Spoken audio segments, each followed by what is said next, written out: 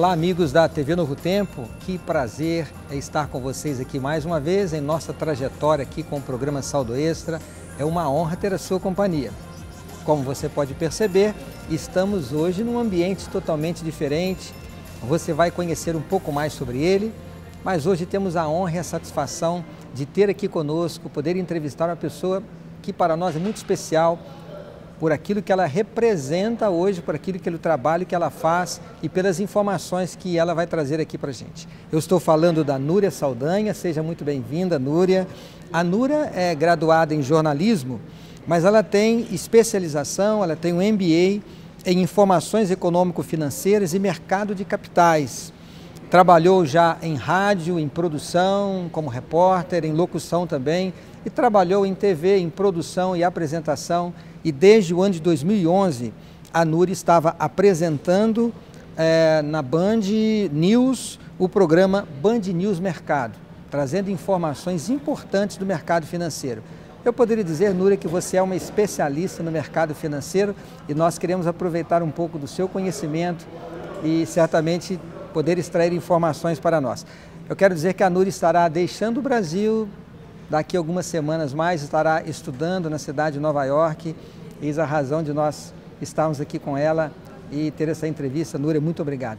Núria, eu queria que você falasse um pouquinho sobre esse ambiente que nós estamos aqui. Afinal de contas, você estava apresentando um programa diretamente aqui da Bovespa, Núria. Fale um pouquinho sobre este local onde nós estamos.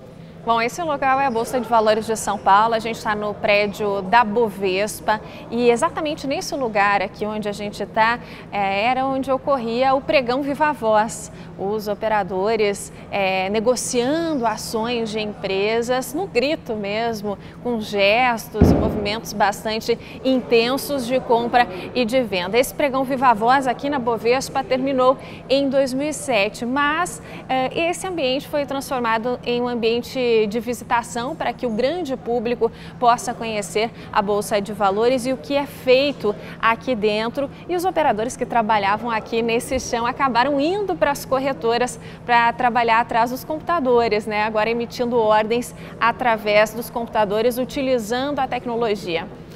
Núria, quando nós vimos aquele pregão, tudo aquilo que acontecia aqui dentro, sempre no noticiário mostrava imagens aqui desta sala. Havia todo aquele frenesi com aqueles operadores.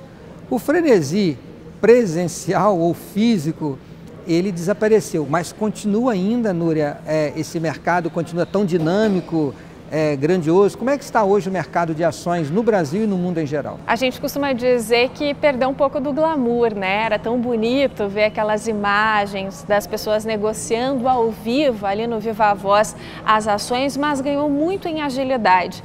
Porque antes um operador, até ele fechar uma venda de uma única ação ou de um lote de ação, demorava até 2 minutos. Hoje é possível fazer milhares de ordens de compra e de venda de ações por segundo através do computador e da tecnologia. O mercado continua muito dinâmico no mundo todo. Aqui no Brasil os operadores saíram aqui da Bolsa, mas é interessante que pelas imagens da Bolsa de Nova York, por exemplo, a gente consegue ver ainda operadores por lá. Não existe mais o pregão Viva Voz por lá, mas aquelas pessoas que trabalhavam com as negociações preferem utilizar aquele ambiente e vão até lá mesmo operando pelo computador de dentro da Bolsa de Nova York. Núria, você é bem jovem, mas já tem uma larga experiência e dedicou parte da sua formação e da sua carreira a essa área econômica.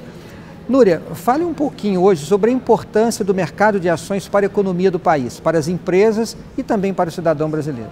Aqui no mercado de ações são negociadas as ações, as partes das empresas brasileiras. São mais de 400 empresas e as maiores companhias brasileiras têm ações negociadas aqui.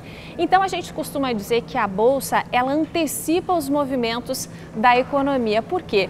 Quem opera no mercado de ações, quem tem informações mais profundas a respeito da economia, acaba comprando e vendendo ações e e colocando isso no preço das empresas antes desse movimento acontecer na própria economia. Por exemplo, a Bolsa Brasileira no ano passado e no início desse ano caiu muito e ninguém entendia muito bem por quê. E agora a gente vê o crescimento da economia brasileira muito baixo. Ano passado o PIB do Brasil, a produção de todas as riquezas da economia brasileira, teve um crescimento de apenas 0,9% e esse ano a estimativa é de que alcance 2%, isso depois da gente ter crescido 7,5%. A inflação subiu muito e o dólar subiu. Quer dizer, o mercado financeiro, os investidores que aplicam no mercado de ações estavam antecipando esse movimento da economia brasileira já no preço das ações das empresas negociadas aqui na Bolsa. Agora, Núria, essas informações econômicas referindo-se especificamente aos indicadores das ações, né? O índice Bovespa, que é tão relevante. O cidadão brasileiro, ele não investe em ações. Até que ponto o indicador ou esta variação do mercado de ações influencia na vida do cidadão, mesmo para aquele que não é investidor? Muito interessante essa pergunta. Se a Bolsa Brasileira vem caindo muito, a gente tem que ter um sinal de alerta e começar a olhar os números da economia e como vão indo as empresas brasileiras. Por exemplo, se a Bolsa Brasileira está caindo muito, significa que as ações das companhias negociadas aqui dentro também estão perdendo força. E por quê? Porque o dólar está em alta, é porque a economia brasileira está crescendo menos, é porque não tem dinheiro para investir. Quais são os reais fundamentos que estão fazendo essas empresas perderem preço no mercado de ações? A Bolsa é uma sinalização do que vai acontecer com a economia e com o desempenho das empresas aqui no país. Como você disse, de certa forma, o indicador da Bolsa ele antecipa algo que vai acontecer. Que cuidado eu devo ter, Núria, quando eu percebo na economia que está havendo uma variação muito grande em um período de pouco tempo? O dólar está subindo rapidamente ou a bolsa está caindo rapidamente. Que cuidado o cidadão deve ter?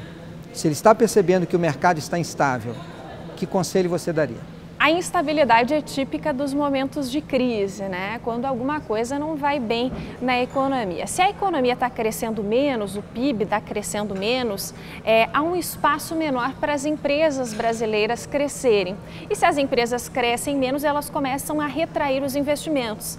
A gente começa a ver aí um aumento do desemprego, um aumento das demissões, problemas realmente estruturais na economia brasileira. Então, se essas oscilações estão muito fortes, o cidadão, ele pelo menos tem que começar a economizar, né? Em épocas que a gente vê demissões e desemprego, tem que ter pelo menos em caixa, os analistas dizem, 6 salários guardadinhos, né? Para o caso haja uma demissão, ele está preparado para isso. No caso do dólar, o dólar muito alto, eu planejei uma viagem e eu tinha um saldo para gastar naquela viagem, eu fiz um planejamento, o dólar passou de R$2 para R$2,30, eu tenho que saber que eu vou gastar mais nessa viagem, que as compras que eu vou fazer lá vão ficar mais caras, a comida vai ficar mais cara, porque o meu dinheiro que eu recebo em real. Então, tudo isso tem que ser analisado para a tomada de decisões. Tudo é economia o tempo inteiro na nossa vida. A gente tem medo desse assunto, mas se a gente for pensar, tudo o tempo inteiro é economia. Agora vamos falar sobre investimento em ações. Existem várias modalidades de investimento. Alguém tem uma reserva, ele quer investir. O mercado de ações, as bolsas, ela é recomendada para que tipo de investidor? Tem vários perfis de investidores em bolsa, mas é bom lembrar que bolsa é um investimento de risco. É um investimento de renda variável. Eu não tenho a certeza de que aplicando hoje eu vou receber um percentual pré-determinado no futuro. Eu não tenho essa certeza. Isso é característica da renda fixa. Na poupança eu sei que se eu colocar um dinheirinho hoje, no final de 12 meses eu vou ter o rendimento de cerca de 6%. Na bolsa isso não acontece. Por quê? Porque tem as oscilações do mercado, é renda variável. Então, se eu tenho pouco dinheiro para investir, tem duas formas de investir na bolsa. Uma delas é pelo preço da ação e outra pelo valor. Parecem palavras muito parecidas, né? Mas o preço da ação é aquilo que a gente vê todo dia. As ações da Petrobras subiram 4%, as ações da OGX caíram 10%.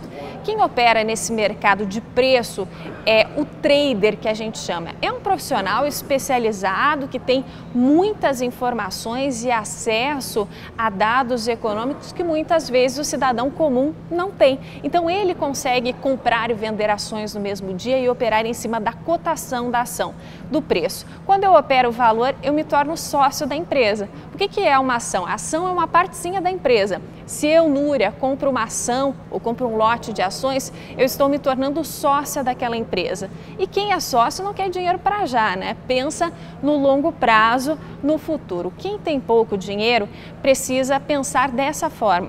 Investimento de longo prazo, se tornar sócio daquela empresa. E se eu quero ser sócio daquela empresa, eu tenho que saber se a empresa tem boa saúde financeira, se o negócio dela vale a pena no ambiente em que ela atua, se é petróleo, se é mineração, se é consumo, se é comércio, se os resultados que ela apresenta vão indo bem. Então, essas informações que eu tenho que me apegar e não pensar para daqui 6 meses resgatar esse dinheiro, não. Pensar daqui para frente. Uma empresa forte, uma empresa boa, que eu me torne sócio e que pense no longo prazo, vai também me dar dividendos. Afinal de contas, eu sou sócio daquela empresa. Então, a cada divisão dos lucros, eu tenho direito a uma parcela. Então, tudo isso é importante saber, olhar e buscar essas informações para não colocar dinheiro numa empresa que não seja segura e daqui a pouco perder todas as suas economias. Eu vou tentar fazer um resumo aqui, me ajuda aí, Núria. Primeiro, informação é fundamental. Então, o investidor ele deve se informar, ele deve conhecer um pouco do mercado, não entrar no mercado de ações como um aventureiro, buscar informações. Segundo, ter a consciência que ação é um investimento de risco, ou seja, no momento em que ele precisar vender a sua ação, pode estar no momento de baixa e ele pode vir a perder, ou se não perder, não ter o retorno do investimento que ele gostaria. Terceiro aspecto é o investimento de longo prazo. Esse longo prazo é exatamente para acompanhar as variações do mercado. Outro aspecto importante, buscar orientação de quem entende, né? Agora, Núria, eu não sei se faltou alguma coisa aqui. Acho que não, tá tudo certo, é por aí mesmo. Agora, Núria, hoje se fala no investimento virtual, né? Nós temos acesso direto hoje a comprar títulos do governo, pelo Tesouro Direto, por exemplo, e também podemos fazer compras de ações diretamente pela internet. Que cuidados o internauta deve ter, o investidor que usa a internet deve ter ao adquirir ações dessa forma? Tem que buscar um meio seguro, né? Para ingressar no mercado de ações, tem que primeiro procurar uma corretora. E a corretora é que vai fazer esse acesso do investidor, de quem quer poupar, com a bolsa. Tem uma corretora para cada tipo de investidor, para cada perfil de investidor. Em primeiro lugar, eu tenho que buscar uma corretora que atenda o meu perfil de investimento. É diferente para quem quer investir R$500 por mês ou para quem quer investir R$1 milhão. Tem corretoras especializadas em cada perfil de investidor. Se ela atende varejo, que a gente fala, que são cidadãos comuns, ou só atende institucional, só empresa, então eu tenho que buscar uma corretora de acordo com o meu perfil. E aí, confiar na empresa que eu contratei, né? Buscar a reputação daquela corretora, ver se ela está com tudo certinho no mercado. Informações na internet também ajudam a gente a saber a reputação das empresas. E através da internet, a bolsa, nos canais de broker que oferece, dá toda a segurança para que quem quer aplicar em ações tenha, né, essa credibilidade, essa transparência. Então, de forma geral, nós podemos dizer que o caminho traçado hoje pela Bolsa de Valores para o internauta adquirir ações é um caminho seguro. É um caminho seguro, como a gente vem experimentando no Brasil também o aperfeiçoamento e o trabalho com bancos através da internet, dos smartphones. Os próprios bancos têm corretoras que muitas vezes podem ser oferecidas aí para os clientes dos bancos para acessar a Bolsa de Valores ou o Tesouro Direto. Agora, Núria, você está mudando para Nova York, vai estudar, e eu queria, lembrando desse aspecto, fazer uma pergunta para você. Nós, quando ouvimos o noticiário, nós percebemos que não fala apenas dos indicadores do Brasil, vemos indicadores internacionais. Por que é importante para o cidadão, para o investidor aqui, conhecer um pouco sobre o índice Nasdaq, o que está acontecendo no mercado internacional de uma forma geral? É a economia globalizada, né? O que acontece em outros países tem reflexo aqui na nossa economia. A Bolsa de Nova York é a maior bolsa do mundo e é da principal economia do mundo. Os Estados Unidos constituem a maior economia. Então, tudo que acontece nos Estados Unidos, de alguma forma, tem reflexo para a economia brasileira.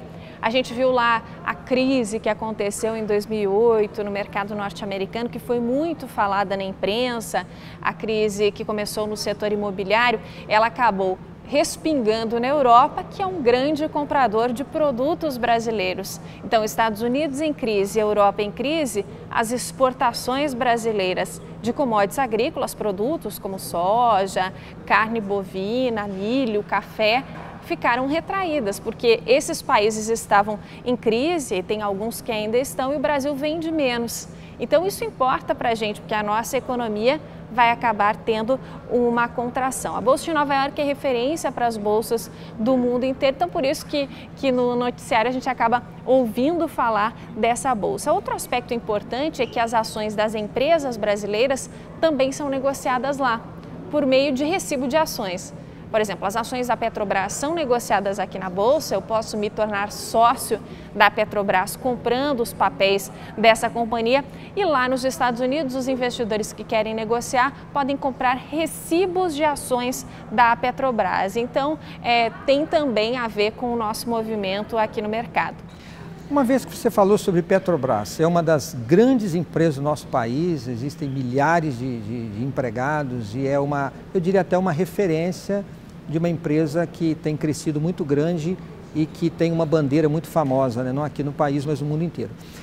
O investidor, quando ele vai ao mercado de ações, nós vemos que existem algumas características de ações diferentes, existe ali aquelas letrinhas ao lado. Essas ações, elas variam de acordo com o perfil do investidor? Será que nós poderíamos dizer assim, alguém que quer investir num mercado específico, ele deve procurar esse ou esse tipo de ação? Por que existem ações diferentes? Por que existem nomenclaturas diferentes? Geralmente as ações elas são divididas em ordinárias e preferenciais. As ações preferenciais, elas te dão a preferência em receber os dividendos da empresa.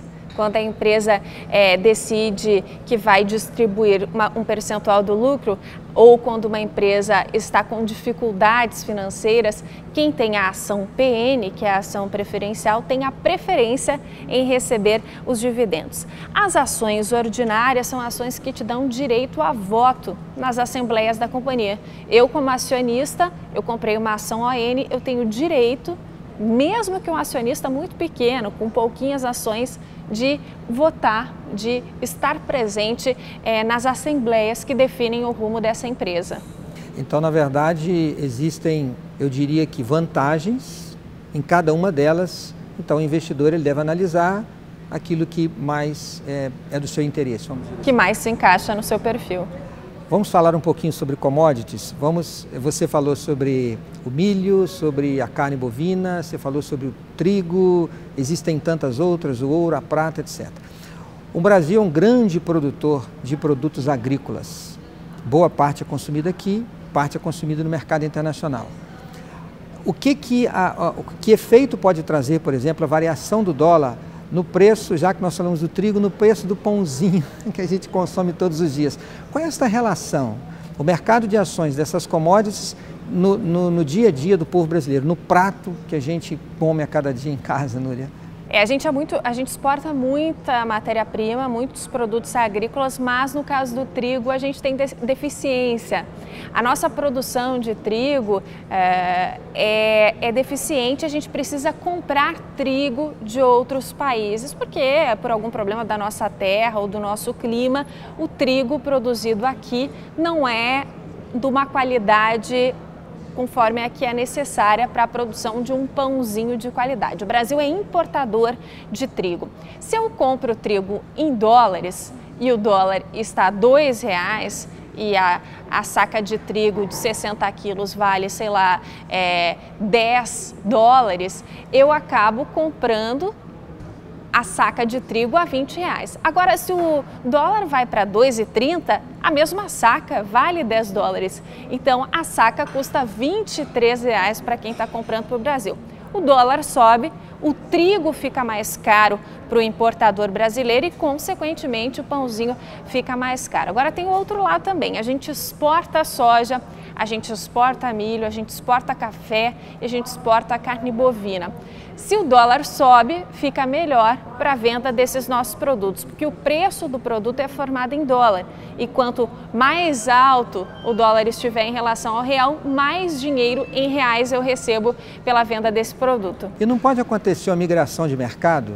Como o dólar subiu e eu sou um exportador, eu vou querer deixar de vender o meu produto no mercado interno e vender no mercado externo e haver uma carência do produto aqui no país? Pode acontecer? Pode acontecer isso sim. O ano passado, os Estados Unidos enfrentaram uma grande quebra de safra em função da seca, a maior seca dos últimos 50 anos nos Estados Unidos. E eles usam o milho lá para produzir o etanol. O combustível é etanol. Aqui a gente faz de cana-de-açúcar e lá eles fazem de milho. Com a quebra de safra, eles precisaram importar milho de outros países. E o Brasil foi um desses lugares onde os americanos vieram buscar o milho. Resultado: o milho, que 80% era consumido aqui no mercado doméstico, acabou ficando, o percentual de consumo aqui no mercado doméstico ficou reduzido, porque o brasileiro preferiu exportar mais milho, exportou 30% da produção a um preço mais alto lá para o exterior. Resultado, o milho ficou mais caro aqui dentro também. Em função do mercado internacional, a economia é globalizada. E o interessante, 80% é consumido aqui no mercado interno porque o milho é a base da ração dos animais. Então a gente produz carne através do milho. Os suínos comem milho, os frangos acabam se alimentando de milho, uma parte pequena do rebanho bovino também. Então ficou o milho muito mais caro em função dessa falta. Um mercado abastece o outro. A verdade é uma só, né, Núria? Qualquer variação no mercado afeta a vida do cidadão.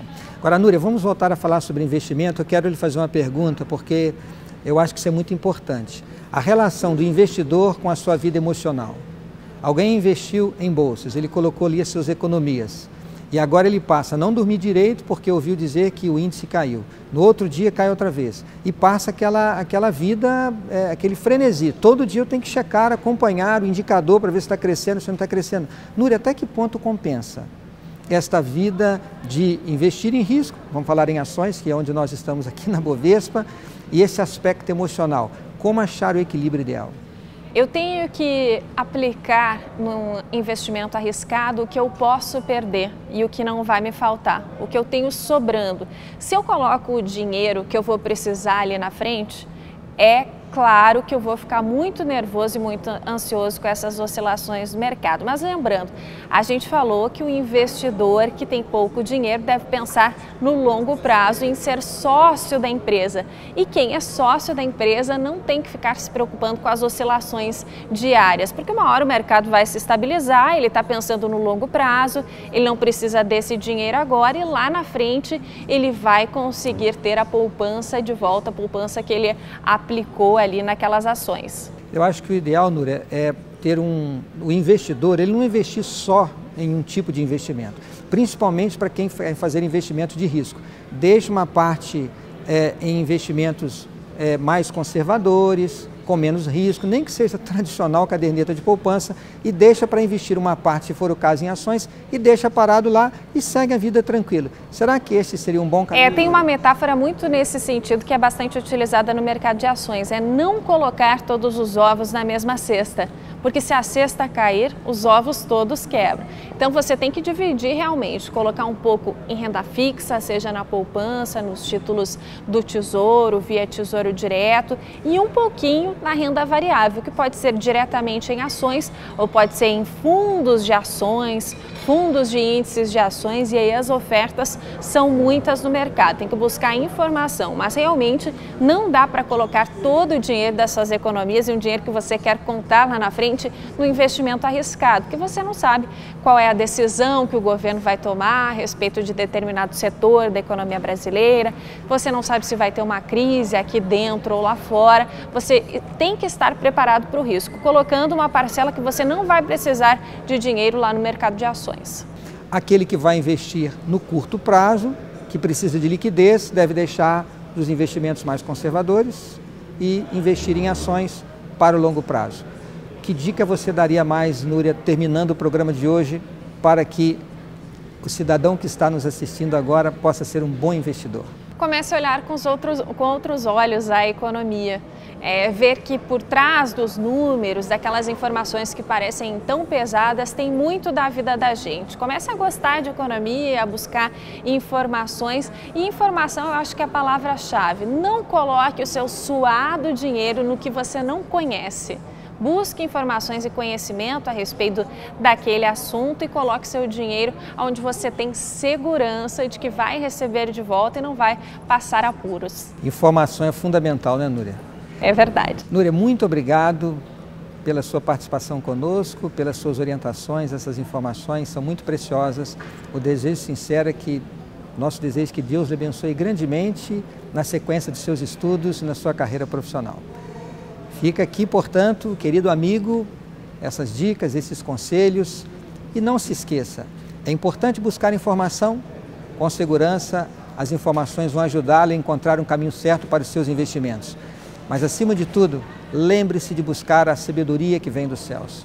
Quando você for fazer os seus investimentos, reúna sua família, dialogue com eles, busque as informações do mercado, mas coloque os joelhos no chão, ore ao Senhor, peça aquela sabedoria que vem de Deus e certamente com a bênção do Papai do Céu você vai fazer grandes investimentos e você vai aproveitar bem o resultado do seu esforço, do seu trabalho, do seu salário em sua vida, na vida de sua família, vivendo com dignidade, vivendo com segurança. Fica aqui o nosso abraço e o convite para que esteja conosco na próxima semana. Estaremos aqui esperando por você.